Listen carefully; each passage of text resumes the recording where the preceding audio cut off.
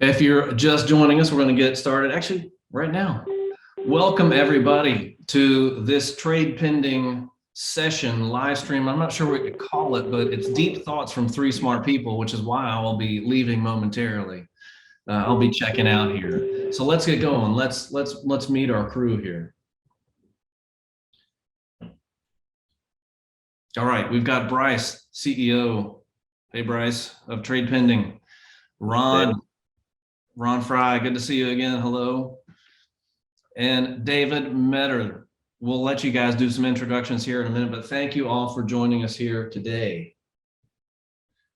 As you would expect for every one of these, we record it. We will share it out with you afterwards. If you have questions as we're going, use the chat or use the Q&A button there. Brice, I'll make sure that you can actually see that. So if you get some questions coming in, you'll be able to handle those.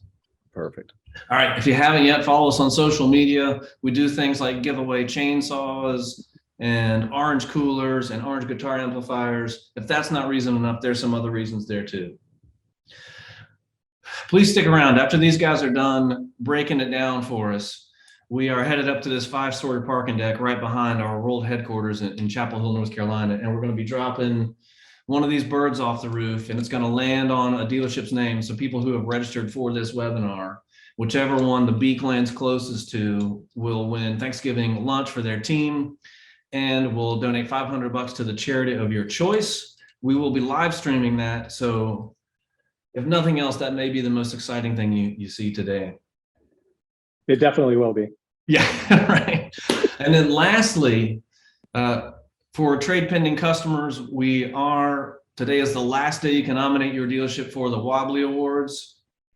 This is our nod to customer excellence in sourcing inventory and inventory merchandising and just being generally great people to work with. Just Google Trade Pending Wobbly Awards. You'll see a blog post there from last year. It's got a link in there to nominate for you for this year. And on that note, the deep thoughts begins. I'm going to stop sharing my screen and Brice, hand it over to you. And I'll see you guys again in 30 or so minutes from a parking deck. Looking forward to it. Thank you, Davis. And gentlemen, I thought we'd kind of organize this as a good conversation. Let's imagine we're hanging out, as I always enjoy with both of you. And I've got some categories and some questions that we'll kind of go through. But if I'm leaving out something that you're thinking about quite often, let's go in that direction, and I'll steer us back in. Got plenty of time, and I just appreciate the participation because I know. My view right now is it's a new market. I think we could say that pretty much every month. There's a lot of questions going on around our customers. Internally, I had a conversation. I have monthly office hours with all of our staff, and it's just kind of water cooler talk. And usually about half our staff shows up, which is always impressive, just to hang out and chat about topics. But there's different questions on their minds today than what there was historically. So I thought we'd start with kind of a look back, and then we'll talk about looking forward and finish out with some kind of final questions. So kicking off a look back, I think most importantly is why the two of you are here on this great trade pending webinar. So Ron, maybe you could just reintroduce yourself to our audience. We got some new folks, and tell us about yourself and how you ended up here as a trusted member of our webinar community here at Trade Pending, and also you got to tell us what your least favorite thing is about Thanksgiving meals. Great. Well, Brice, thanks for inviting me, and it's good to be on the panel with you and David today, two of my favorite people, and should be a fun conversation. For those that don't know me, I'm 35 years in the industry, and I come at the industry from a few different perspectives. First, as an entrepreneur building and scaling tech-enabled businesses within automotive, and then in executive leadership where I was chief strategy officer of AutoNation, and then also led product strategy and corp dev with CDK. And I think the relevance of those is, depending on the conversations we're having, how to think about the business from technology enablement, competing and serving the industry as an entrepreneur, that of a retailer at scale with all brands across, all markets, and then thirdly, as a solution provider, building solutions to enable the entire ecosystem. So kind of gives those three different perspectives. Today, I spend my time advising and investing across the industry. And again, it's good to be here today. Pleasure to have you. And I think you've got, probably the best identification of airport lounges of anyone I've worked with. So if you ever need advice on good lounges, I think Ron's a great resource as well. Yep, just text me and I'll give you insights on that. I'm a pro. Exactly. Sadly enough, many of us are in that category. And David, we go back way too long. It's always great to have you on, but maybe you could tell our audience a little more about yourself and oh, you forgot, Ron. What's your least favorite part of the Thanksgiving meal? What's your least favorite food? Yeah, if I'm invited to your home, probably the only thing I won't eat on the table is Brussels sprouts. So that's out. Brussels sprouts are out. Very, very traditional. I don't Our friendship is built on smother them in. Yeah. David, I'm a really polite guy, but that's probably the one thing I'll probably scoot to the side of the plate or put my napkin over, maybe even drop it on the floor. So, yeah. Well, I'm going to tell my wife after this webinar that you're not invited over for Thanksgiving. Well, I'm much younger and less experienced, but I'm better looking than Ron in the sense that right. I've been in the auto industry for about 32 years. So he's got me on years, and but I'm so fortunate. I've been in the industry my whole life. Started out as a salesperson, manager, ran a dealership, and on the operations side, probably best known, I was fortunate to serve as chief marketing officer for a large dealer group in the Mid-Atlantic for about 6.5 years. But I love the technology side of our industry and been a part of a couple of startups. Built my own company with AutoHook, and we sold that back in 2015 to Urban Science. And today I get to spend my time investing and advising really cool companies within our industry, and keeps my blade sharp. And I've probably learned more in the last 4 or 5 years than in the first 28. So I love our dealership family. I love our OEM family, and it's fun to just kind of figure out what's happening and what's next. Yeah. And what's that one food item next week that you're just not gonna bother to even eat? So I have a real problem with olives. I love olives on pizzas, but I have a sister-in-law who, when my kids were little, she would put the olives on her finger. She does this every year. She still does it today, with our adult kids. And it creeps me out. It grosses me out. And so I can't even look at olives at Thanksgiving dinner. I remember actually as someone at my Thanksgiving table, I just had flashbacks. Maybe it was my stepsister or someone like that, but a popular thing to do, no doubt. Well, there's no reason for me to introduce myself, but I'm aspiring to have 32 or 35 years experience, and I've only got what am I on now? 16. So I've got a few years to go, and I've always been on the vendor side. So I love the fact that you guys have that retail dealer group experience, as well as large company, small company investors. So thank you for that.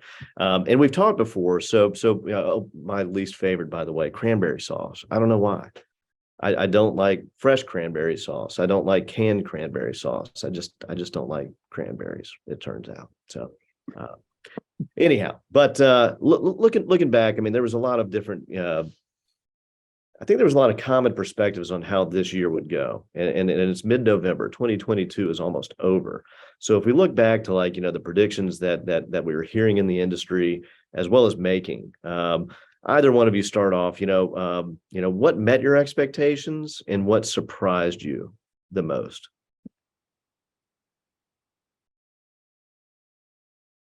Well, I'll start then. I think I don't know if I'd put it as met my expectations, but the one thing, Brice, has stood out to me is just, again, how resilient our industry is and our auto retailers are. Like the resiliency of auto retail. Again, I've been in this a long time. I've seen a lot of cycles, but it's one of those things that never ceases to, to amaze me at how resilient our industry is. And I'll even leave that in the context, as I'm sure some of the things that we may talk about today, like, we may talk about things about how, how different scenarios are going to play out. I'll never bet against the resiliency of our auto retailers. And then tangentially, I think the other part that surprised me was also how resilient the consumer was this year. Yeah. Like when you look at the face of inflation and interest rates and still the resiliency of consumers' appetite to spend in this environment, I think was another thing that really did surprise me, or has surprised me. Yeah. Yeah. It's the inflationary things that we hear generally from the media, these are, reporting prior statistics, right? So by the time you hear about inflation, it's like, we felt it all in our markets. We've got employees, or, I could tell you the employment market was tight, long before I was hearing it through the major, news outlets, just from a recruiting perspective. But 100%. David, what would you add? I would agree with Ron on the resiliency. It's so funny, when we talk to investors in our industry, they constantly are concerned about, are the dealers going to make it through this? Are the dealers going to get cut out? I could probably give you 5 different random years over the last 20. You would have those same conversations about different scenarios, and yet guess what? They're still here, and this still plays out, right?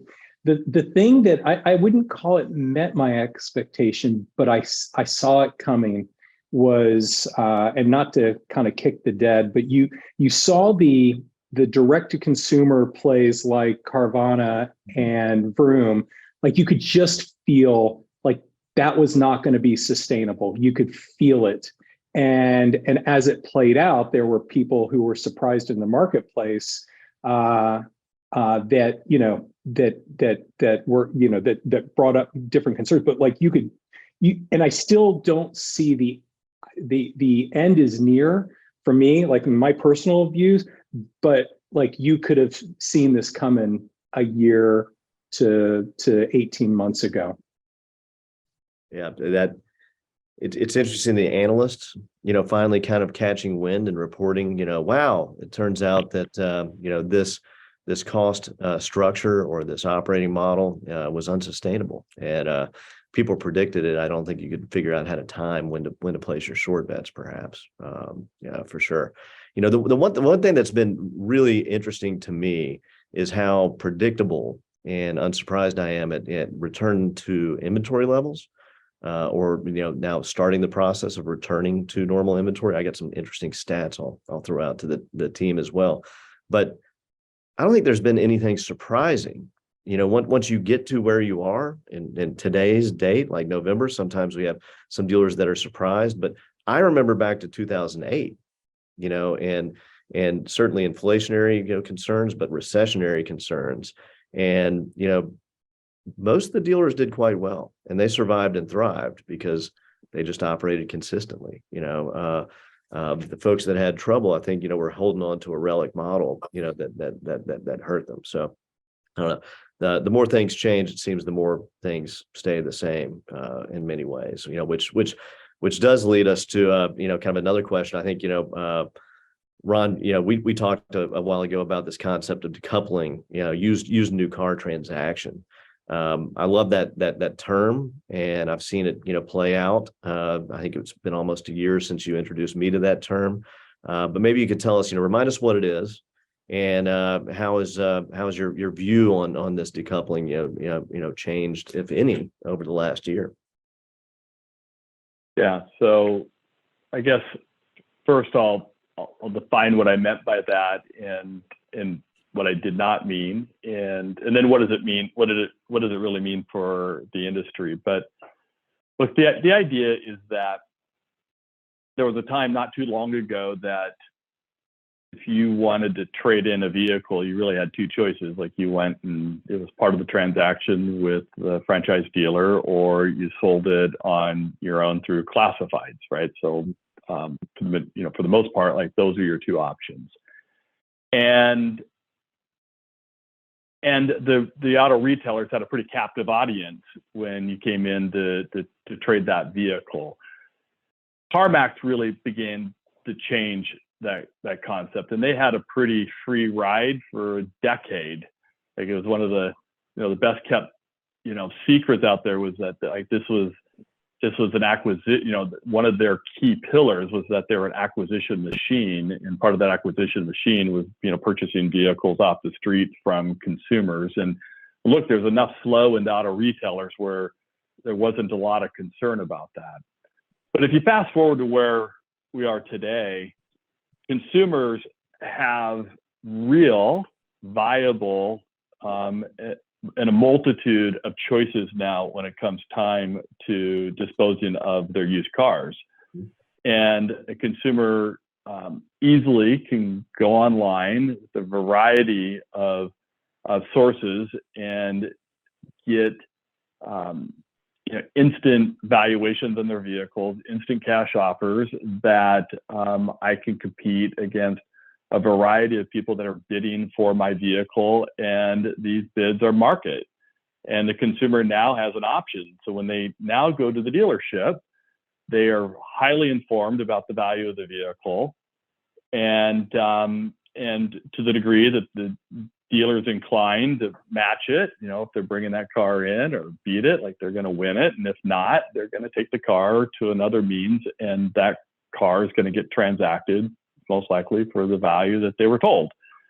And so when I talk about decoupling, no longer can a retailer think about like the trade-in being part of the new car transaction. Now they have to go win it. And the way that they're going to win it is by being informed and competitive and having systems and processes in place to go do that. And it means you have to be market. It means you have to think about omni-channels, about how you're communicating with the consumer to compete. So I think the context what we were saying, Brice, was that I think forever the used cars have been decoupled from the new car transaction. That does not mean that dealers will not win their fair share of trade-ins, but they're going to have to work very, very differently historically to do that. And that's what we were encouraging to think about in this. There was an automotive news article, just recently that was forwarded to me that had two, sizable groups on a panel at the Automotive News most recent forum, whatever it was. But they really quoted saying like, if anything they learned through this used car acquisition challenge over the last 2 years, that they had to open up their channels for, permanently. And I do think that you've got an educated consumer now that understands trade or sell directly. Dealers are a dependable outlet. To be able to transact. Really in a reputable way too. Because let's face it, I think that they've learned from some other sources, like Carvana. 5 years ago, they sourced less than 10% of their inventory from consumers.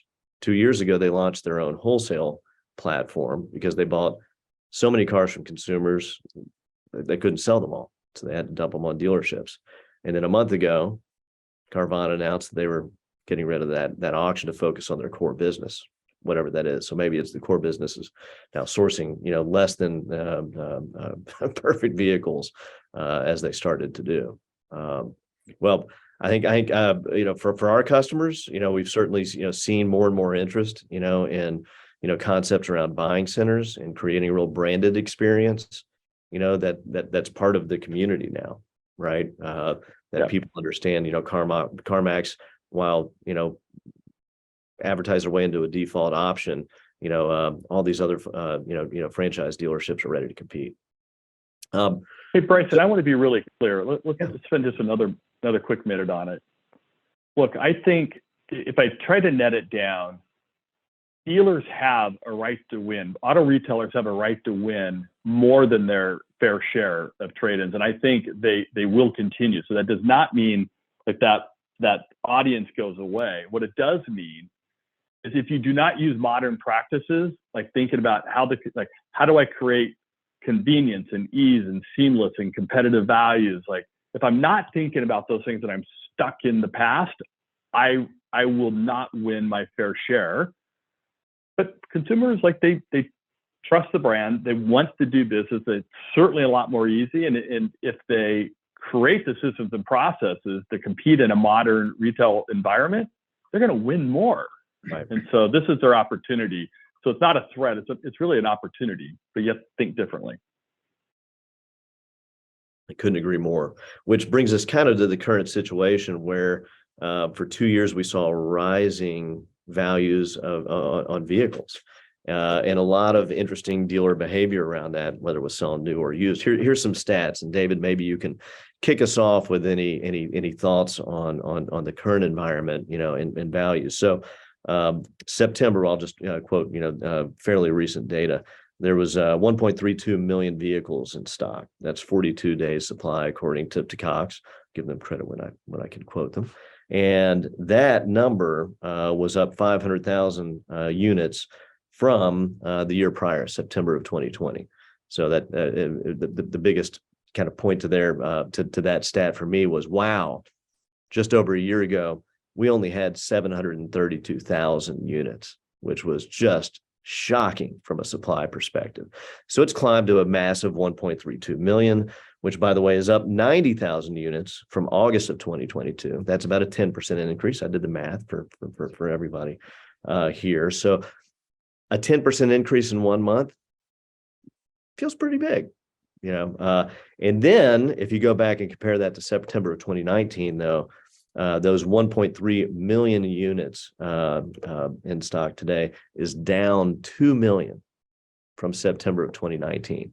So supply, there's two sides of this equation that determine value. It's supply and it's demand. Supply has gone through some dramatic swings and clearly is on the uptick now. Not even given those stats, but David, if you want to give us some perspective, talking to different companies and certainly dealerships, what's going on with values and how should dealers be approaching the market when it comes to values? Wow, that's a tough question. So I'll lean on history. So you mentioned earlier about 2007 and 2008 and the recession. And there were differences clearly in that time to what we're dealing with now. But there were things that in my time during those years at Mile One, as an executive team, we decided there were things that we could control and there are things that we could not control, right? And the things that we felt like we could not control were the rates and the amount of cars that were just going to be sold at that time. What we could control was we knew that we wanted to go after market share, and we knew that we could control the way that we sold cars and our cost per sale. So those two things became vitally important. Those were on our tombstone. And we pointed towards the North Star, and we went after that in a market that was chaotic and was changing, it seemed, every single month because of what happened with the banks and interest rates and all of those things. So the reason that I frame that up is I think that we're in a similar situation but different, right? And I believe that dealers have to think about the same way, whether I don't think they can't really ultimately control the values of what's happening. They certainly can't control the amount of inventory that is on the lot, but what they can control what's important to them. And so in this market, they may say, look, we're going to do certain things that we know as a dealer group or as a dealership management team, they're important to us. And we're going to point towards the North Star. And no matter what kind of happens, that's where we're going to be. Right. And so that's how I think about things. I don't think I don't get caught up in the minutia of like what a valuation is on a car today versus what it's going to be a week from now, because I really don't have too much control over that. Yeah, yeah. And Ron, I don't know if you have any insights. I mean, I think, I deal with it every day, looking at our own valuation methodology, trying to make sure we're representing the market. I think we have advantages with how we do it, with our daily updates, with understanding zip code centric, differences in different markets. But traditionally, I think a lot of dealers, see, an auction, being a good backstop, and looking at that, as a little bit of a bellwether or leading variable, to what they should be paying, for vehicles. And right now, I think the auction values are a little bit all over the place too. Demand's changed in the auction lane, whether it's removing, a few buyers that were there with the paddle up nonstop, overpaying for every single vehicle. We heard that from a lot of dealers for literally years. But Ron, I mean, what have you heard? I mean, how do you think a dealer should behave in a pivoting environment from an appreciating vehicle back to what we really know is a depreciating asset in the end? Yeah. So look, Brice, I think you're talking about two different things. So let me try and break it down and see if I can lean in where you're asking. But look, so I think the question, the first one was around new car inventory. So I don't want to blend the two. And I think the key thing that, and I, by the way, I'm completely aligned with how David's thinking about it. But if I give you some additional color, I think the key that you said was that we started this with over 3 million vehicles, same time in inventory in 19, and we all, think we're getting back to normal inventory levels at, 1.3 million, and we're far from that. And right. I think the first thing is, it feels like it doesn't feel like we're out of this supply chain bubble that we're living in, which is, remarkably unique. And look, the retailers, like, this will probably go through, all of 23 before inventory levels really begin to work themselves out. And I think different brands and even different models within brands will be different. And then also, as we go into this inflationary market, I think you're going to also start seeing a shift in product mix as well. So it may not all be vectored toward high-end, high-contented, vehicles. So I think there's a dynamic there. And then, Brice, on the new car valuations, again, this gets back to the resiliency of our retailers. Like, they have to use the tools to find what market is. If I can't replace the vehicle, like, I need to be able to sell it for market and maximize what market is and be competitive. And I think our retailers are really good at using the tools available to do that. But I think we got all of 23 that we're going to be working our way out of that. Yeah. And then I think you shifted then talking more, about the used car. So do you want to frame that a bit, and I'll make sure I don't miss the mark and where you're going with that? I mean, wise dealers certainly have figured out how to, source used vehicles, efficiently, whether from consumers, but now, I think the primary concern is, how to value, how to control acquisition cost. And so, maybe you can draw upon, some experience, with, the best way to operate, in now a declining used vehicle, kind of valuation environment. Yeah.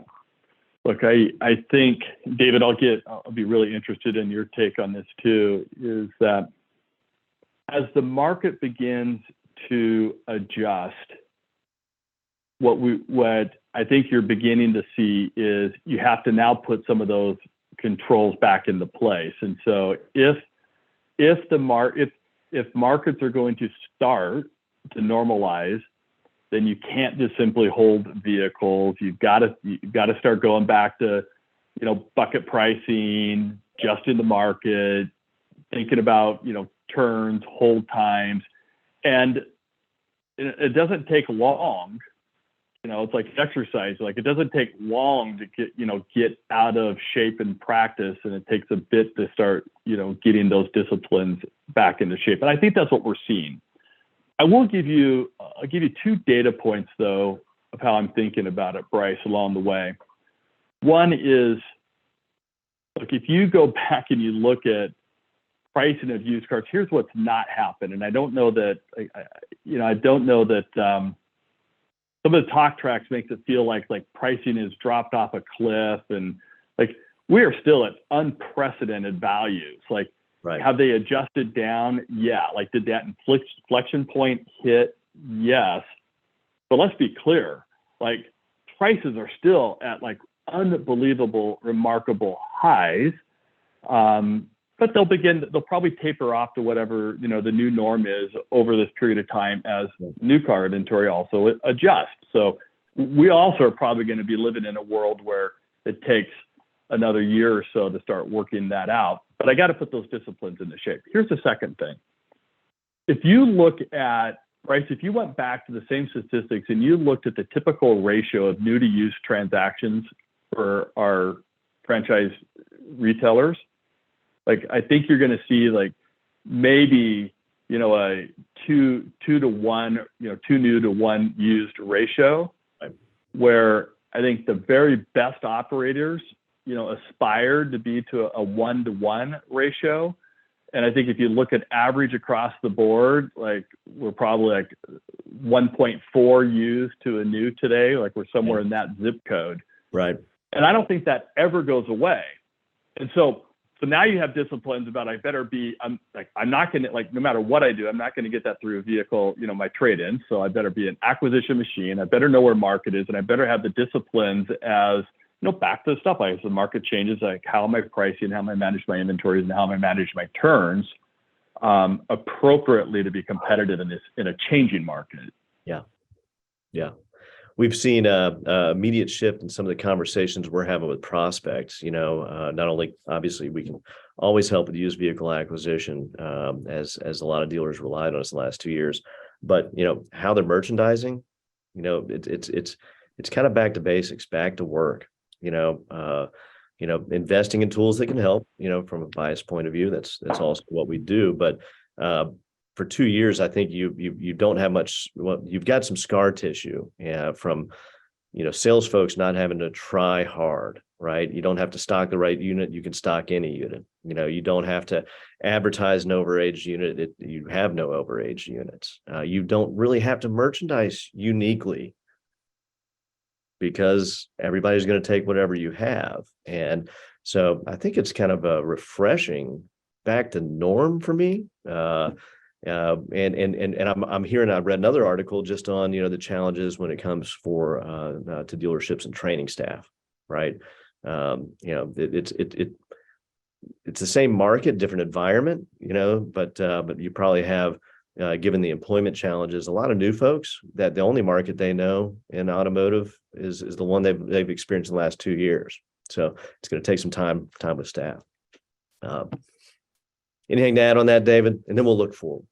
Well, I mean, just to tag onto your last comment, I started selling cars in 1989 in the middle of a horrible recession, right? And I didn't know any better, and I just sold. Can you imagine being a salesperson in 2021, like a new salesperson coming in? You're like, oh my gosh, this is the greatest industry in the world. I am a superstar. I'm selling 30 units a month, and I think you said it, and I'll say it a little bit more plainly. It's like, we got to get back to work. Yeah. Like, right?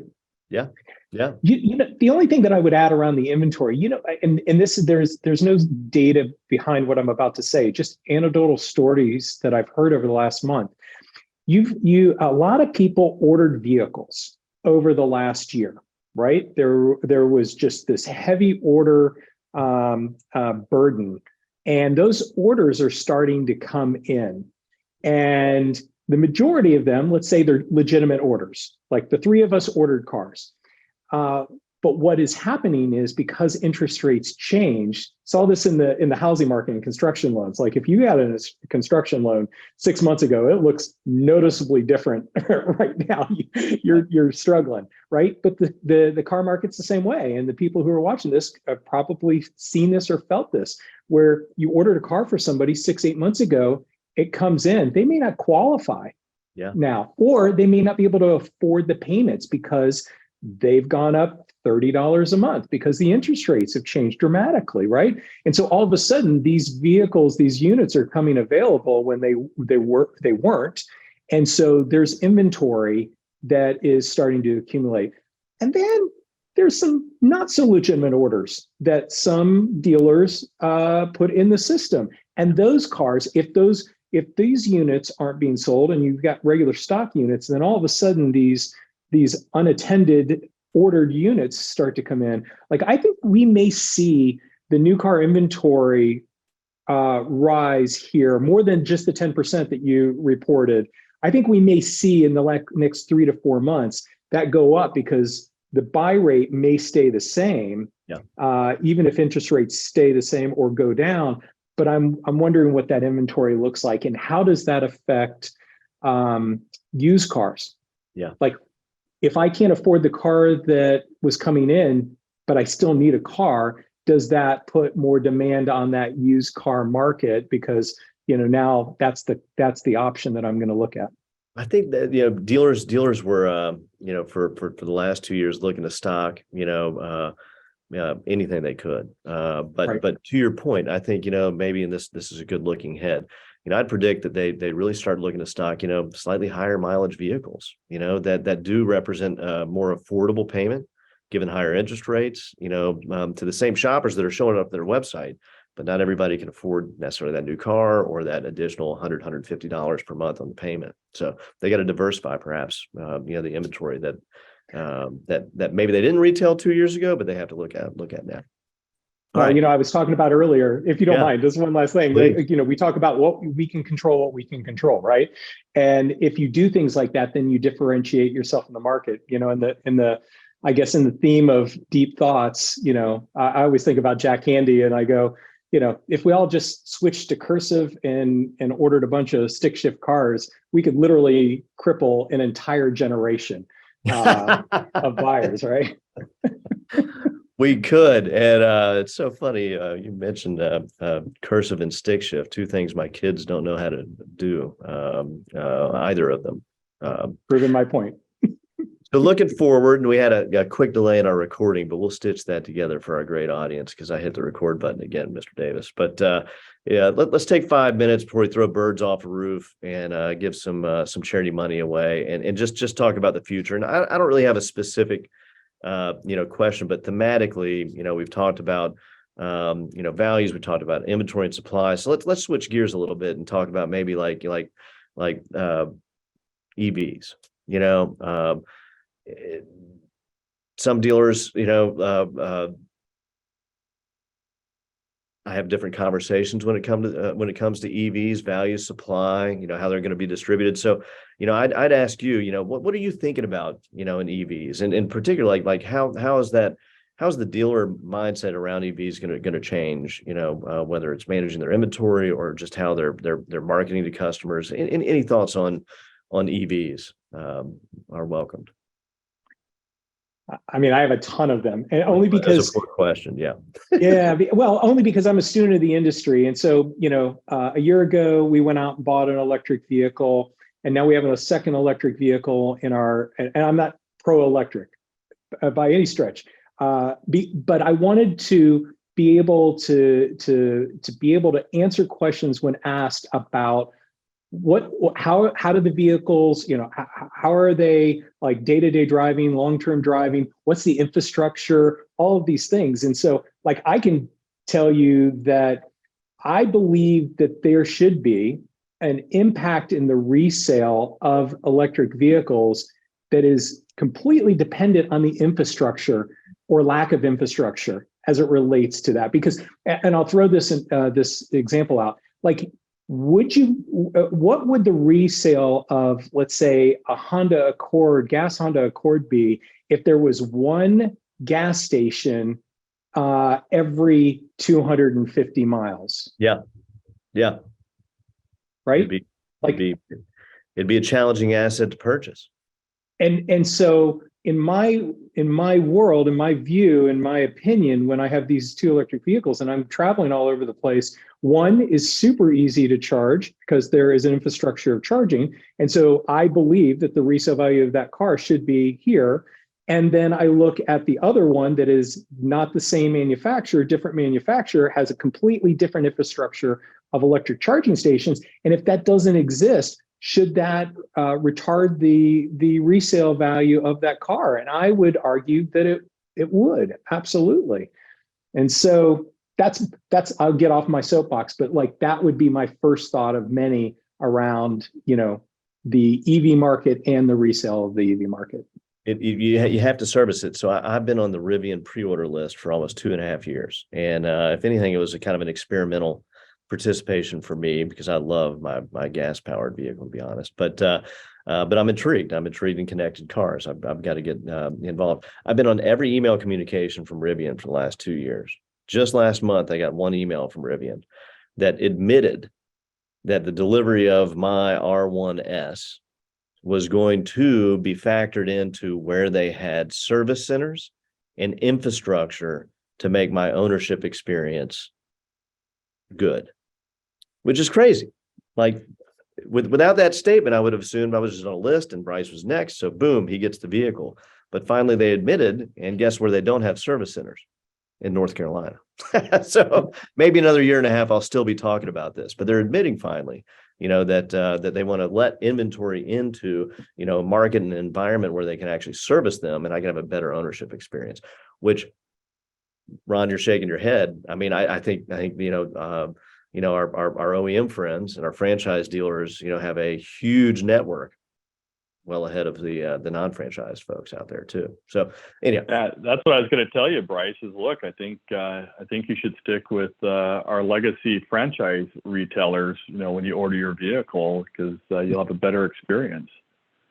I've got a Ford Lightning on mine. Steven Stearns, who's probably not on the call, has been trying to sell me it for a while, and I told him what I'd pay for it. But I did drive one, and I got to tell you, it was an amazing vehicle. But along the lines of your question, also, Brice, I think, look, we're going to have like David named a few, you named some. Like we're going to have a whole new set of considerations that we're also going to have to get smart on, re-educate ourselves. Data is going to play another big role of things that we just don't even know that we don't know yet. So, I mean, for example, if you think about the resale of these units, the infrastructure is certainly one, but what's the most expensive component on the electric vehicles? It's the battery. And like we know from our experience with cell phones, not all batteries are equal. How I use it, how I charge it, what climate, all these things will have an impact even on the longevity of these batteries. So if I'm buying that vehicle, what do I want to know most? I want to know what is the battery health? What's the longevity? And am I going to buy this thing and a year later find out that I'm going to have to replace the battery? So Brice, what data today exists that gives me that information? This is just one example of how we're going to have to get smart in terms of how we educate our consumers and how we retail these vehicles going forward. And these are all opportunities that I have no doubt, back to my opening statement, our dealers are resilient and they're gonna win. I couldn't agree more. All right, we're about 45 minutes in. I think that was our target-ish. I could really just keep talking all day with you guys. But Davis, if you're out there, there he is. Oh, yeah. We're here. All right, so let me get this thing going. So we've got everybody who registered for the webinar. We've got all the names of their dealerships on the ground here.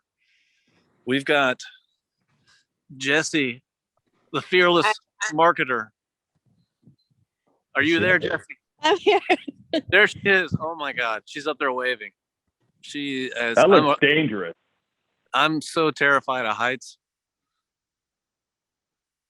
I'm glad she was here. All right, so Jesse, we've got 3 birds in case the first one misses. It's a pretty big target. But reminder here, we're dropping this bird off to award the dealership that wins Thanksgiving dinner, Thanksgiving lunch for their team, and $500 to the charity of their choice. With that being said, let me flip this camera back around. All right, are you ready, Jesse? Think so. All right, All right, here we bird go. number 1 is away. And folks, we've got a winner. Nope. She's got a. You hit it she's on got the a better first arm try. than Marcus. Hit it on the first try. Marietta. Yeah. So we're gonna say that is Maple Nissan is today's winner. Wow. Okay, so that's really it from here. If there's nothing else from you guys, thank you for participating. I think this is like a newscast. Send it back to me, Davis. All right, I know. reporting live from the parking deck in Carborough, North Carolina. It's Matthew signing off. I'll hand it back to you, Brice, and I'll mute myself and go off camera. See ya. Thank you, Matthew Davis. Boy, the sacrifices from our team out there today, guys. Couldn't be more proud. So anyhow, any closing comments, guys? I really appreciate the time, and certainly got a lot of dealer interest in this webinar. I can't wait to distribute it even more. Any closing comments? I think for me, Brice, first, again, pleasure being on with you today, and David, spending time with you again as always, it's a pleasure. I guess my only closing comments. This is an amazing industry, and it's an exciting time, and it's just such a privilege to be part of this industry. So, and wishing all my friends and colleagues out there wonderful and happy Thanksgiving. Ditto.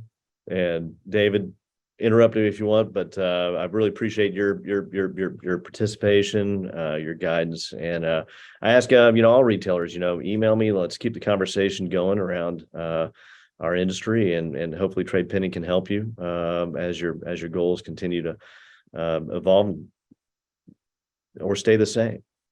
All right, thank you guys very much for participating, and we'll talk soon. Thank you. Take care.